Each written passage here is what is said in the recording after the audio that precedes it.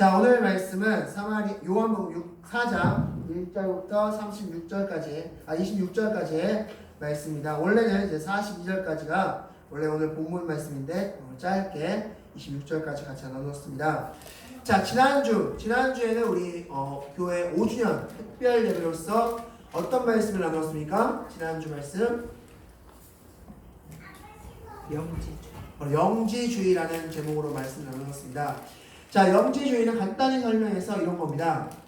내가 뭔가 거룩한 자입니다. 내가 특별히 거룩한 자가 되었고 어떤 특별한 신적인 존재가 나에게 그노시스, 영적인 지식을 주어서 깨달음을 통해서 구원 얻는다라는 것입니다. 즉 여기에는 바로 내가 스스로 거룩한 자가 된다는 이 생각이 밑바탕에 깔려있는 게 바로 영지주의 사상이라고 할 수 있습니다. 즉 우리는 내가 거룩하게 되려는 노력들, 내 스스로 거룩하게 되려는 노력들로부터 벗어나야 됩니다. 즉 우리는 내가 거룩해지기 때문에 구원받는 것이 아니라 우리는 하나님과 함께 되기 때문에 거룩해지는 겁니다. 하나님과 늘 동행하는 삶을 살기 때문에 내가 거룩해지는 것, 이게 바로 성화의 삶이라 할 수 있습니다. 즉 내가 노력해서 금욕주의 그리고 내가 철두철미하게 뭔가를 해서 내가 거룩해지는 것이 아니라 하나님이 죄인임에도 불구하고 칭의하셔서 나를 하나님의 자녀 옆에 두셨고 하나님과 늘 항상 동행하면서 내가 거룩해져 가는 겁니다. 그게 바로 성화라고 할 수 있습니다. 이게 바로 영지주의와 틀린 바로 정확한 구원론이라 할 수 있습니다. 그러므로 여러분들은 하셔야 될 일이 내가 스스로 거룩해지려고 노력하는 것이 아니라 하나님 옆에 계시면 됩니다. 하나님과 늘 동행하시면 됩니다. 내 이번 주 일주일의 삶 동안 주일 하루만 하나님과 늘 몇 시간만 하나님과 동행하는 것이 아니라 일주일 내내 여러분이 하나님과 동행하는 삶을 살다 보면 일주일 동안 살았는데 내가 어느 순간 죄가 미워지고 어느 순간 하나님의 말씀대로 살고 싶은 욕망이 생겨나고 내가 기도하고 싶어지고 말씀 읽고 싶어지고 이런 욕망들이 자연스럽게 생겨나는 것입니다. 이게 바로 구원이라고 할 수 있습니다. 이게 바로 영지주의, 우리 지난주에 말씀드렸던 것이고 오늘 말씀은 바로 사마리아 여인, 우리가 너무나 잘 알고 있는 스토리죠. 이 사마리아 여인이 예수님 만난 이야기인데 오늘의 질문은 이것입니다. 예수님은 왜 사마리아 땅을 가시야만 했을까? 바로 이 질문에 대한 답을 오늘 같이 말씀을 통해서 보도록 하겠습니다. 자, 먼저 1절, 2절 말씀 같이 읽겠습니다. 1절, 2절 말씀은 예수님이 그 당시에 엄청나게 유명인사가 되었다 라는 말씀입니다. 우리 1절, 2절 말씀 다 같이 읽겠습니다. 시작! 예수께서 제자를 삼고 세례를 베푸시는 것이 요한보다 많다 하는 말을 바리새인들이 들은 줄을 주께서 아신지라. 예수께서 친히 세례를 베푸신 것이 아니요 제자들이 베푼 것이라. 아멘.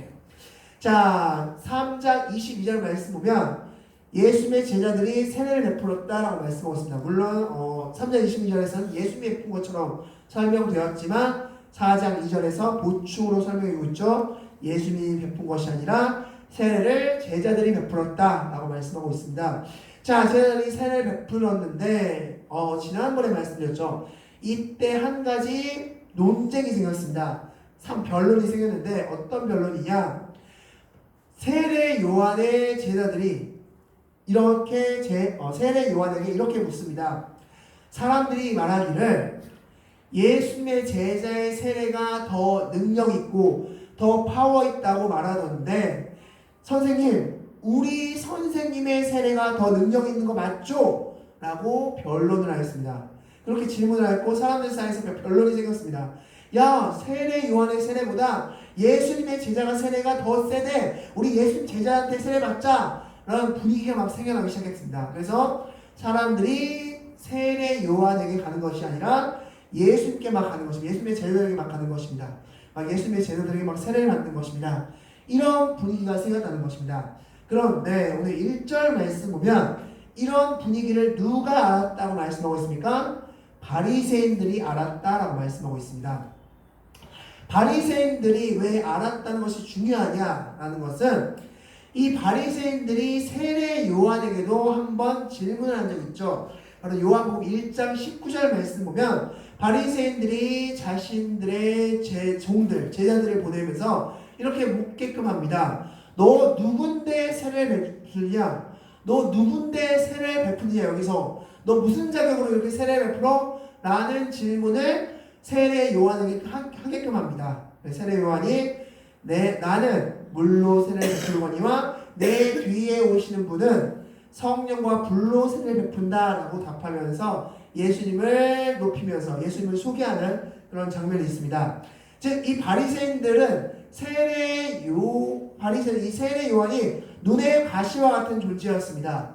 왜냐하면 자신들을 따라야 될 백성들이 누구를 지금 따르고 있기 때문에 세례 요한을 막 따르고 있기 때문에 세례 요한이 마치 막 높이고 있는 상황이기 때문에 바리새인 입장에서는 이 세례 요한이 눈의 가시와 같은 존재, 즉 뭔가 없어져야 될 존재라는 것입니다. 그런데 이런 세례 요한보다 더 인기가 많은 한 무리가 등장했는데 그 무리가 누구다? 예수님의 제자들이다라는 것입니다. 예수님 무리들.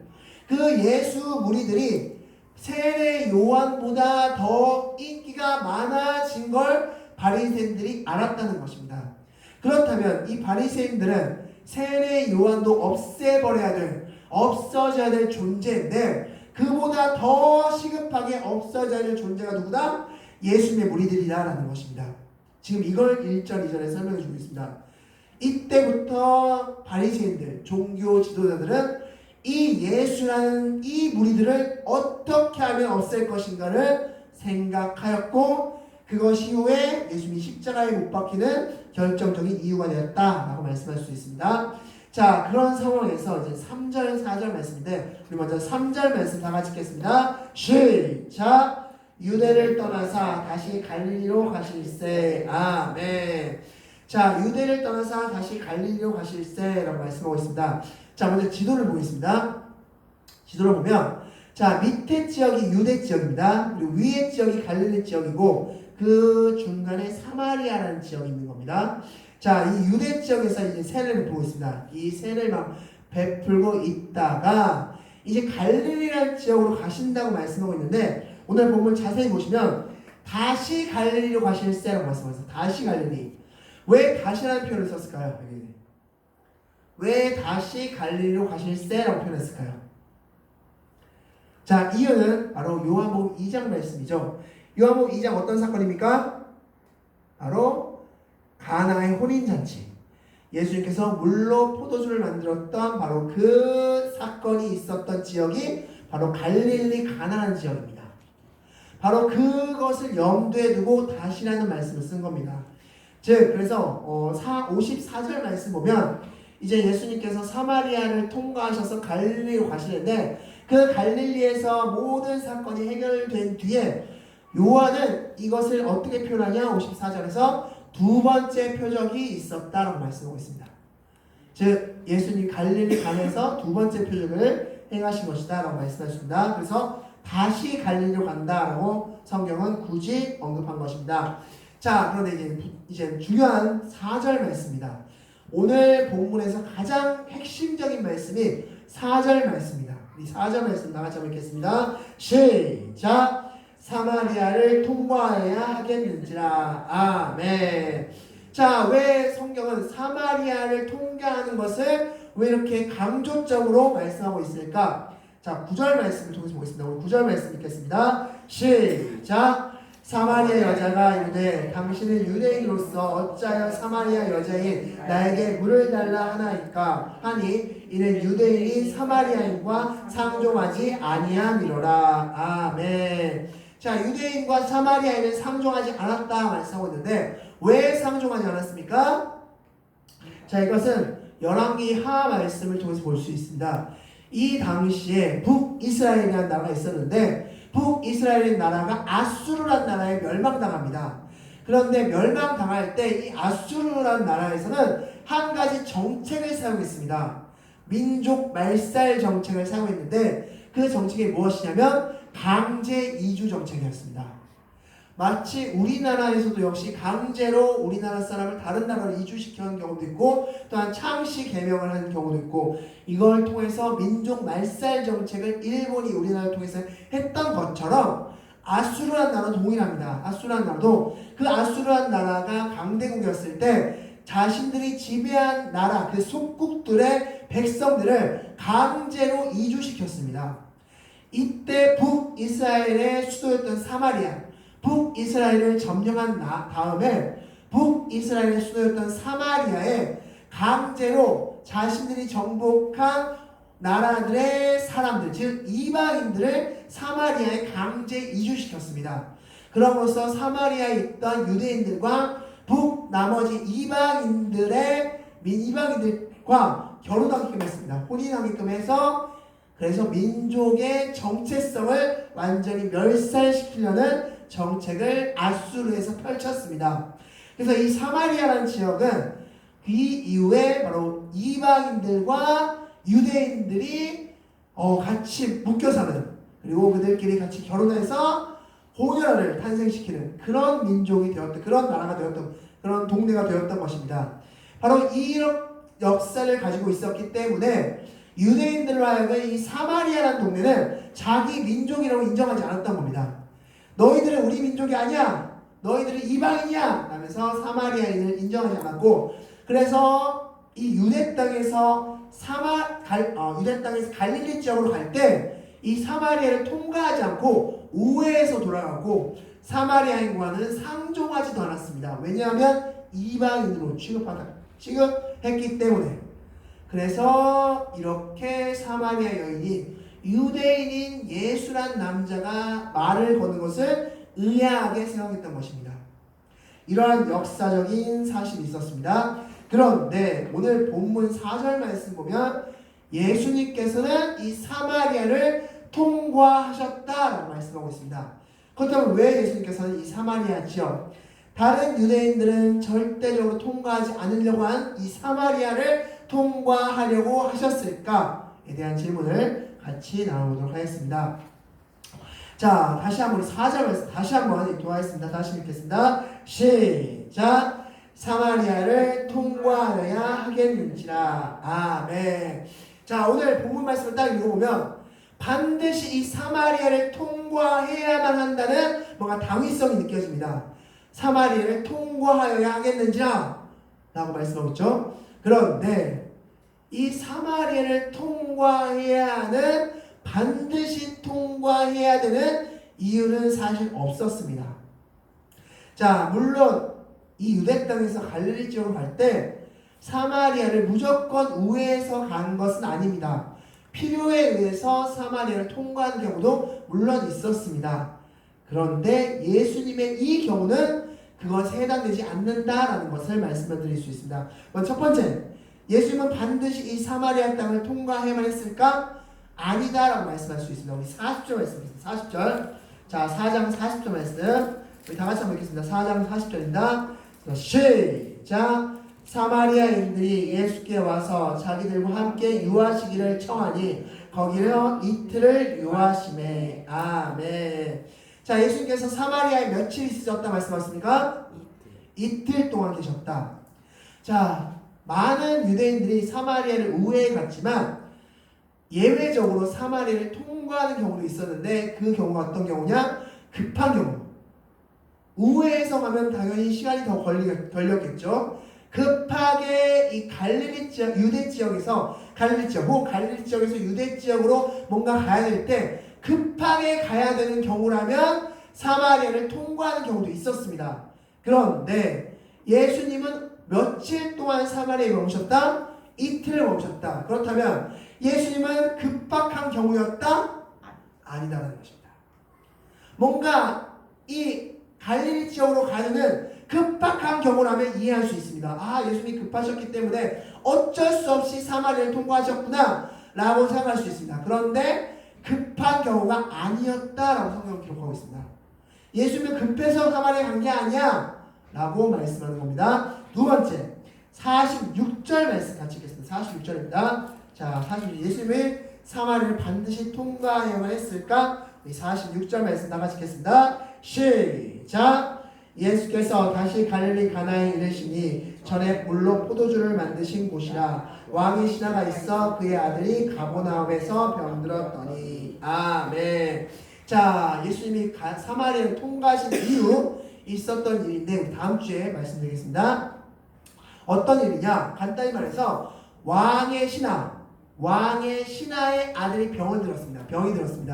그래서 이 왕의 신하의 아들의 병을 고쳐주는 일을 두 번째 표적으로 삼으셨는데, 문제는 예수님이 왕의 신하의 아들이 있는 장소에 가지 않으셨다는 겁니다. 자, 말씀 보면 46절 말씀 보면 예수님이 어디에 계셨다고 말씀하고 있습니까? 46절에서 예수님 어디 계셨다? 가나에 계셨다. 왕의 신하의 아들은 어디에 있었다? 가버나움. 예수님은 가나에 계셨고요. 왕의 신하의 아들은 가버나움에 있었습니다. 자, 지도 좀 보겠습니다. 자, 지도 보시면 가나라는 지역과 가버나움이라는 지역을 보시면 거리가 상당히 떨어져 있습니다. 지역으로 봐도 이 가나라는 지역은 저지대입니다. 밑에 있는 도시고, 이 가버나움이라는 지역은 위쪽에 있는 산 쪽에 있는 도시가 바로 가버나움이라는 도시입니다. 이 둘의 거리를 살펴보면 약 30km 정도 떨어져 있습니다. 30km 정도 떨어져 있는 엄청나게 멀리 떨어져 있는, 물론 지금은 자동차로 몇 시간이면 갈 수 있는 거리긴 하지만 이 당시에는 한참 걸어야지만 갈 수 있는 그 정도의 거리였습니다. 그렇다면 이렇게 질문할 수 있겠죠. 예수님이 왕의 신하의 아들이 아픈 곳인, 그 아픈 환자가 있는 가버나움에 갈 요량이 아니셨다면 예루살렘에서, 유대 땅에서 외쳐도 되지 않습니까? 라는 것입니다. 가나에서 왕의 신하의 아들의 병을 고칠지어다 라고 말씀하시던 예루살렘에서 왕의 신하의 아들을 고칠지어다 말씀하시던 뭔 차이입니까? 라고 질문할 수 있겠죠. 굳이 사마리아를 통과해서 갈릴리까지 가실 필요가 없다는 겁니다. 그냥 유대 땅에 남으셔서 거기서 외쳐도 되잖아요. 예수님은 능력이 있으시니까 거기서 외쳐도 아무 문제 없이 왕의 신하의 아들이 고쳐받았을 텐데, 굳이 사마리아 통과해서 굳이 갈릴리까지 가서 가나에서 외칠 이유가 뭐가 있습니까? 라고 말씀할 수 있는 겁니다. 지금. 즉 사마리아를 통과할 이유가 있다 없다? 없다라는 것입니다. 그런데 왜 4절 말씀은 반드시 사마리아를 통과해야 하겠는지라 라고 말씀하였을까? 지금부터 그 해답을 말씀드리도록 하겠습니다. 자, 이 4절 말씀 보면 통과해야 하겠는지라 라고 말씀하는데, 여기서 해야 한다, 반드시 해야 한다 라는 이 동사의 원형이 데이라는 단어입니다. 데이라는 단어인데, 이 데이라는 이 동사는 굉장히 재밌는 동사입니다. 바로 강제적 명령어가 바로 데이라는 동사입니다. 강제적 명령어. 자, 즉 이 데이라는 동사는 뭔가 강제적으로 반드시 해야 되는 것을 나타낼 때 쓰는 동사가 데이라는 동사입니다. 이 데이라는 동사가 바로 이 4절에 쓰였습니다. 즉 예수님은 반드시 사마리아를 가야만 했습니다. 사마리아를 통과하는 게 목적이 아니라 사마리아라는 지역에 반드시 가야만 했다는 것입니다. 즉 유대 지역에서 갈릴리로 가는 수만 가지 방법 중에 하나로서 사마리아를 통과한 것이 아니라 사마리아로 반드시 가야 되는 이유와 목적이 있었다라고 말씀할 수 있습니다. 이 데이라는 동사가 쓰인 용례를 두 가지 정도 설명드리도록 하겠습니다. 첫 번째는 누가복음 2장 49절 말씀 다 같이 읽겠습니다. 시작! 예수께서 이르시되 어찌하여 나를 찾으셨나이까? 내가 아버지 집에 있어야 될 줄을 알지 못하셨나이까? 하니라. 아멘. 자, 바로 예수님께서 12살 때 예루살렘의 유대 유월절로서 머무시고 나와서 다시 그의 가족들이 이제 베들레헴으로 떠날 때 예수님이 보이지 않았습니다. 그래서 다시 되돌아서 예루살렘에 다시 가셨을 때 예수님은 종교 지도자들과 함께 막 성경 이야기를 하고 있었죠. 막 성경에 대해서 막 얘기하고 있었습니다. 그때 예수님의 어머니가 예수에게 묻죠. 아들아, 내가 너를 찾으려고 한참 헤맸다. 왜 여기 있니? 걱정스럽게 라고 했을 때 예수께서 뭐라고 말씀하셨습니까? 왜 나를 찾습니까? 내가 아버지 집에 있어야 될 줄 알지 못하셨나이까? 여기서 있어야 될 줄을 라고 번역된 이 단어가 대입니다. 대입. 예수님은 반드시 이곳에 있어야 된다는 뜻입니다. 반드시 이 예루살렘에 있어야 된다라는 것을 말씀한 장면이다 라고 볼 수 있습니다. 또 마태복음 18장 말씀 같이 읽겠습니다. 마태복음 18장 33절 다 같이 읽겠습니다. 시작. 내가 너를 불쌍히 여긴 것 같이 너도 내 동료를 불쌍히 여김이 마땅하지 아니하냐 하고. 아멘. 자, 1만 달란트 탕감받은 종이 길에서 만난 100데나리온 빚진 자신에게 빚진 자를 감옥에 가두었을 때 그 소식을 들은 왕이 이 종을 다시 감옥에 가둔 후에 말씀한 거죠. 야, 내가 너의 1만 달란트 빚을 탕감해 주었는데 당연히 마땅히 100데나리온 빚진 자의 빚은 탕감해 줘야 되지 않겠니? 라고 했을 때 마땅하지 아니하냐? 이 원어가 바로 대입니다. 대입. 강제적 명령어입니다. 이건 당연하다. 이건 당연해. 무조건 이렇게 했어야 돼. 라는 말씀입니다. 이 단어가 어디에 쓰였다? 4절에 쓰였다. 이 대이라는 단어가 4절에 쓰였답니다. 즉 예수님은 이 사마리아를 반드시 통과해야만 했었는데 왜 통과해야만 했었냐? 41절 말씀을 통해서 보겠습니다. 41절입니다. 자, 41절 4장 41절 말씀 다 같이 읽겠습니다. 시작. 예수의 말씀으로 말미암아 믿는 자가 더욱 많아. 아멘. 바로 이것 때문이었습니다. 즉 예수님의 말씀을 통해서 구원받을 자들이 많이 있었기 때문에 예수님은 무조건 거기를 가야만 했던 것입니다. 그래서 무조건 이틀을 유하셔야만 했던 것입니다. 믿는 자가 많이 있었기 때문에. 즉 예수님의 말씀만 들으면 그 말씀을 듣고 구원받을 영혼들이 너무나 많이 있었기 때문에 예수님은 반드시 사마리아에 가야만 했다라고 말씀하고 있습니다. 자, 이것을 예수님이 이렇게 표현하셨습니다. 34절 말씀, 우리 34절 말씀 다 같이 읽겠습니다. 4장 33절 다 같이 읽겠습니다. 시작. 예수께서 이르시되 나의 양식은 나를 보내신 이의 뜻을 행하며 그의 일을 온전히 이루는 이것이니라. 아멘. 자, 이 일을 뭐라고 설명하고 있습니까? 나를 보내신 이의 뜻이다 라고 말씀하고 있습니다. 그래서 나는 사마리아에 반드시 가야만 했어 라고 말씀합니다.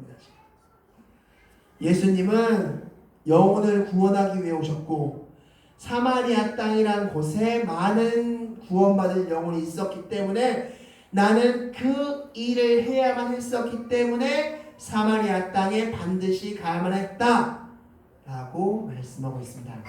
자, 그렇게 해서 예수님은 사마리아 땅에 들어가셨고 5절 말씀을 보면 수가라는 동네에 이르셨다.